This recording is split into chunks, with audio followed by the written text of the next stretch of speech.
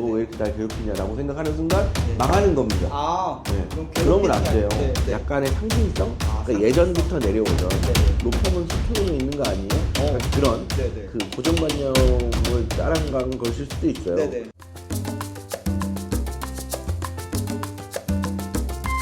부동산 측면을 좀 네. 넘어가서 네. 변호사 사무실을 네. 개업할 때 입지 선정이 좀 중요할 것 같아요. 그렇죠. 어디나 입지가 중요하죠. 네, 변호사님과 제가 처음 만났을 때는 네. 교대역 7번 출구 쪽에 있었는데 대표님하고 처음 만났을 때가 맞죠. 몇 년도였죠, 우리가? 2019년도. 그때는 네. 교대역과 강남역 사이인데 교대역 네. 쪽이 조금 더 네, 가까운. 교대역 쪽에 있었는데 네. 2020년도쯤에 여기 서초역 맞아요. 교대 네. 여기 법원 바로 옆으로 또 옮기셨단 말이에요. 확장도 하시고. 그쵸. 이게 저희가 법무부민 안심이 처음에는 네. 교대역 14번 출구 쪽에 있었는데 네. 이제 구성원도 많아지고 하다 네네. 보니까 공간이 더 필요했어요. 네네. 그래서 그 다음에 이제 2017년도경에 네. 교대역 1분 출구 쪽, 그러니까 네. 교대역이랑 강남역 사이 쪽이죠. 그쪽으로 왔고 그러고 나서 2022년에 22년? 네, 네네. 서초역으로 왔어요. 네네. 그러면 이 강남 내에서도 네. 제가 느끼기엔 점점 더 이 네. 법원 쪽 근처로 네. 들어오신 걸로 네. 저는 느껴지는데 예.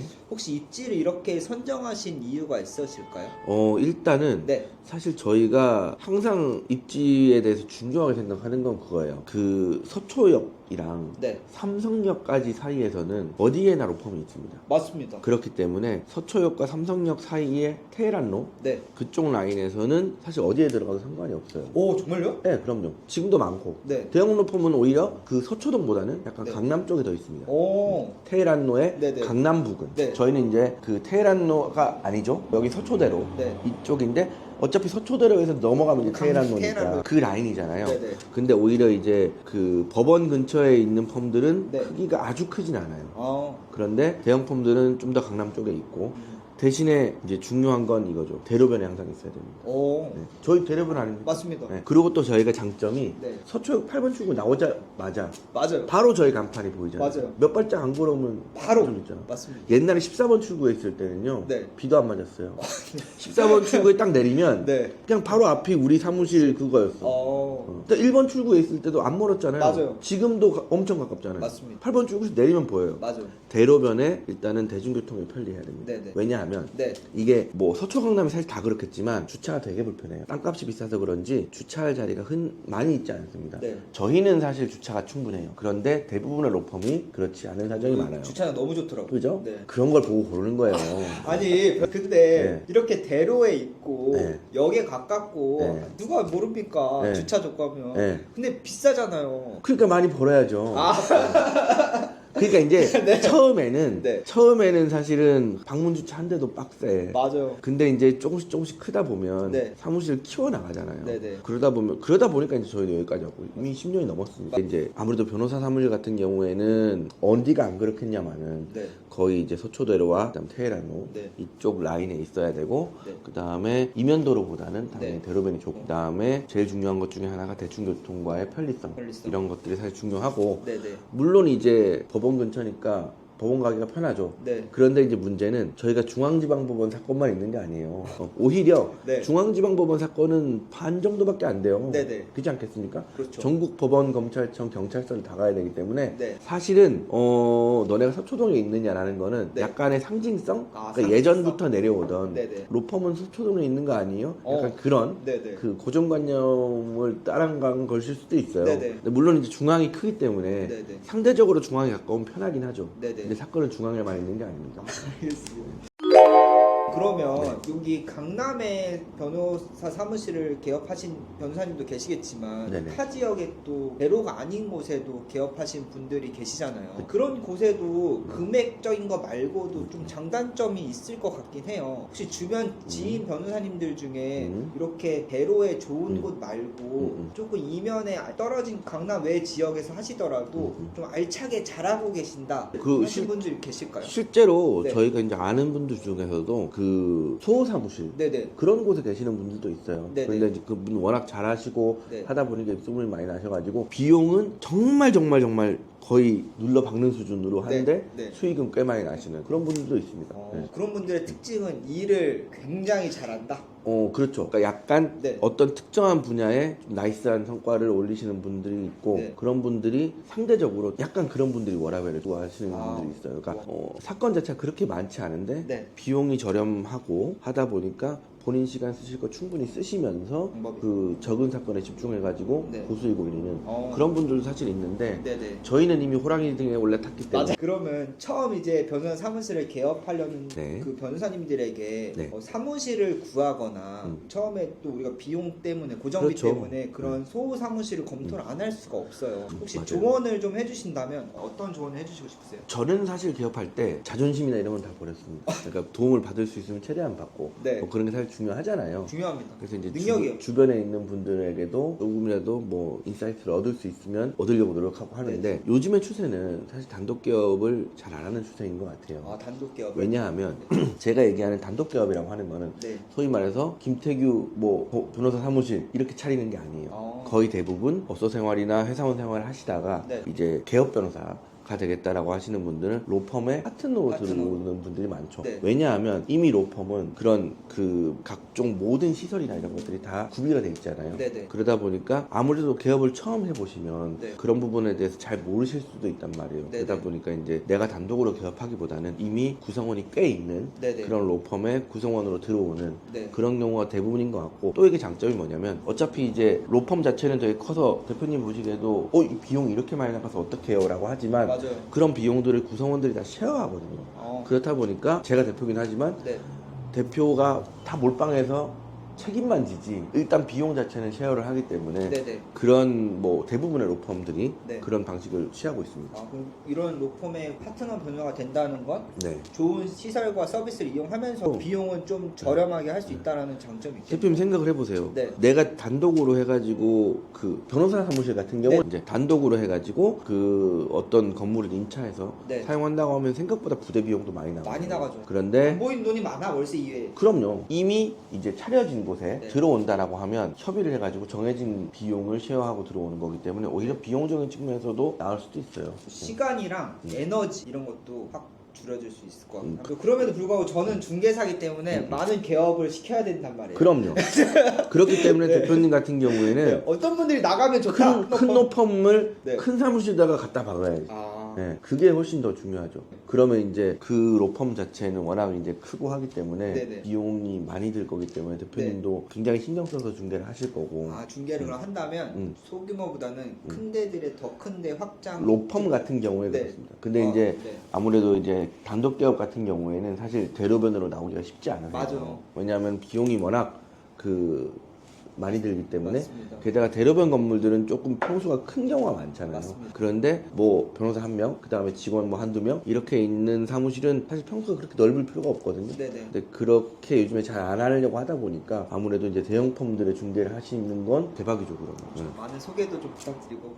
알겠습니다. 그거보다도 변호사님이 더 큰 다음 스텝을 좀 준비하고 계실 것 같아요. 네. 변호사님이 이 공간을 넘어서서 원하시는 다음에 좀 미래의 모습이 있으실까요? 저희는 지금 사실 뭐 아시다시피 그 분사무소가 몇 개 있어요. 이거 네. 내비를 검색하니까 네. 저기 다른 부산 그렇죠. 또 이제 나오더라고요. 그 저희 법무법인 안심이 네. 저희 서울 본점뿐만 아니라 부산에도 있고요. 네. 수원에도 있고 평택에도 있고 네. 의정부에도 있어요. 거기에 이제 다 변호사님들이 다 계세요. 네네. 저희하고 다 협업하시는 분들이라서 네네. 실제로 부산에 계시는 변호사님들하고도 협업도 많이 하고 네네. 막 그렇게 하거든요. 그래가지고 좀 더 이제 전국적인 그런 망을 갖추는 그런 펌이 되는 거를 지금 생각을 하고 있고 네네. 실제로 이제 하고 있죠. 네네. 네. 좀 더 커지면 한 번에 강남 테헤란으로도 오실 생각도 있으신가요? 아우 좋죠. 근데 이제 네. 사실은 저희가 네. 생각보다 강남보다 서초동이 더 비싼 경우가 맞아요. 많습니다. 서초동이 네. 더 비싸요. 네. 사무실 임대료 같은 경우. 강남보다 저희도 사실 많이 알아봤거든요. 근데 강남보다 서초동이 더 비싸요. 맞습니다. 근데 이게 한번 서초동 쪽에서 뿌리를 내리다 보니까 네. 한꺼번에 확 멀리기가 쉽지 않더라고. 그러다 보니까 약간 서초역, 네. 교대역 이쪽에서 많이 움직이게 됐는데 당연히 강남이 네. 좀 더 세련된 느낌이 저도 있다고 생각을 합니다. 네네. 물론 이제 근데 여기는 약간 그 답답한 법적의 느낌도 있고 거리 자체도 되게 많이 달라요. 네. 이 서초역 부근하고 다르고 교대역 부근 다르고 네. 강남역은 아예 다르고 네. 네, 강남역은 이제 뭐 사실은 가장 번화한 곳인데 맞습니다. 교대역은 그래도 좀 번화한 편입니다. 네. 근데 여긴 절간이에요. 잠깐 네. 여기는 네, 좀 그렇지 않나요? 공기가 네. 달라. 네. 그래서 여기는 그 진짜 약간 변호사들 공간만 맞습니다. 있고 네. 뭐 법원 검찰만 있는 것 같고 네. 교대역만 가도 좀 더 활기찬데 여긴 덜 그렇습니다. 확실히 맛집도 좀 감사합니다. 그럼 변호사 사무실 입지를 정할 때 네. 변호사님이 봤을 때 마지막으로 고려해야 된다, 반드시 고려해야 된다라는 점이 있으면 말씀해 주실 수 있을까요? 이게 사실 모든 사업이 다 마찬가지겠지만 저는 사무실을 좀 그래도 제대로 꾸민다라고 하면 대로변에 있어야 될 필요, 네. 그다음에 대중교통이 있어야 될 필요가 가장 큰 것 같아요. 요즘에는 꼭 법원 근처에 사무실을 차리지 않기도 합니다. 네. 뭐 업무지구가 많이 있는 광화문 쪽이라던가 네. 내지는 여의도라던가 이런 쪽에도 사실 로펌이 많거든요. 네, 많죠. 남산 근처에도 꽤 네, 있고 그러다 보니까 사실은 그 법원이 가까워야 된다라고 하는 건 예전부터 이제 내려오는 변호사 업계의 이제 어떤 관행 같은 것이었는데 항상 통하는 거는 네. 대로변, 대로변. 그 다음에 역 근처. 역세권 그쵸? 맞습니다. 네. 직원들이 또 출퇴근이 좋아야 되죠. 대표님 생각해 보세요. 아파트도 똑같아요. 맞아요. 아파트도 그 확실히 대단지는 대로변에 있지 않습니까? 맞습니다. 그 다음에 역세권이 그쵸. 지하철역이 얼마나 가깝냐에 따라서 비슷한 입지인 것 같은데 여기는 한 2, 3억 비싸고. 맞습니다. 그렇지 않습니까? 맞습니다. 사실은 뭐 사는 거나 내지는 사람이 영업을 하는 거나 네. 다 비슷비슷하기 때문에 가장 중요한 것 같아요. 알겠습니다. 그럼 제가 옆에서 느낀 바에 좀 정리를 해드리면 네. 조금 금액이 비싸더라도 더 좋은 입지로 들어가는 것이 변호사 사무실로 나는 좋겠다. 이게 조금 네. 이제 사람들마다 다른데 다르죠. 포인트를 어디에 두느냐에 다르죠. 맞아요. 그러니까 내가 비용을 최대한 줄여야 돼. 네. 라고 하면은 개인적으로 단독 기업할 거면 정말 안으로 들어가야 될 수도 있고요. 맞습니다. 그 다음에 이제 아까 제가 말씀드렸듯이 로펌에 파트너 변호사 합류하는 케이스도 있고 근데 조금 내가 어느 정도 성장을 해가지고 키워보겠다라고 네. 하면 아무래도 비용이 좀 들지만 맞습니다. 대로변을 오시는 게 더 좋은 것 같다. 네, 감사합니다.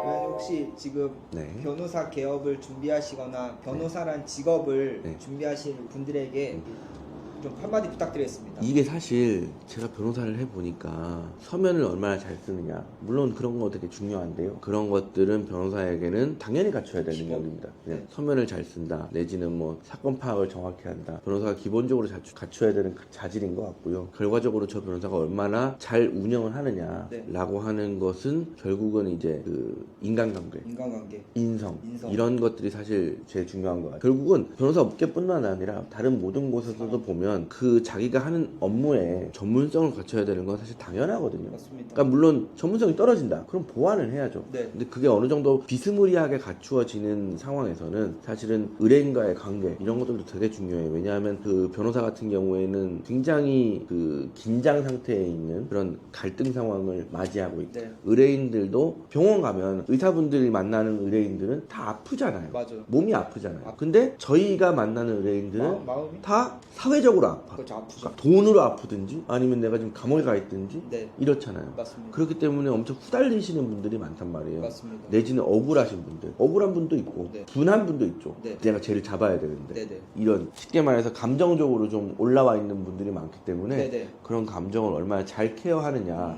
문제는 약간 그런 인성적인 부분 되게 네네. 많이 작용을 하는 것 같아요. 네. 그런데 이제 하다 보면 의뢰인들이 괴롭히는 경우가 있거든요. 네. 그런 거를 괴롭힌다고 생각하고 네. 야 내가 너 일해주면 되지 너 네네. 왜 이렇게 날 괴롭히냐라고 생각하는 순간 네. 망하는 겁니다. 아, 네. 그럼 그러면 안 괴롭히는 게 돼요. 네. 왜냐하면 그분은 그 의뢰인 같은 경우에는 네. 내가 변호사님한테 사건을 믿고 맡겼기 때문에 내가 이 업무에 대해서 물어보고 안심을 할 분은 그 변호사님밖에 없는 거예요. 맞습니다. 그렇기 때문에 그 의뢰인이 살짝 선을 넘어와도 정중하게 뭐 이런 거는 이렇게 해주시면 좋겠습니다라고 얘기를 하는 게 맞지 가끔씩 화내시는 분들 있거든요. 네. 큰일 납니다. 아, 이게 진짜 포인트네요. 그럼요. 네. 어디 가나 사실 결국은 전문성은 기본이고 네. 인성이 가장 중요한 것 아, 같습니다. 감사합니다. 네. 오늘 이렇게 법무법인 안심의 대표 변호사이신 조민근 변호사님과 인터뷰를 하게 되었습니다. 저희 사무실 더 리얼도 많이 사랑해 주시고 여기 네. 주접 떠는 변호사 채널도 많이 사랑해 주시면 네. 감사하겠습니다. 네. 감사합니다. 감사합니다.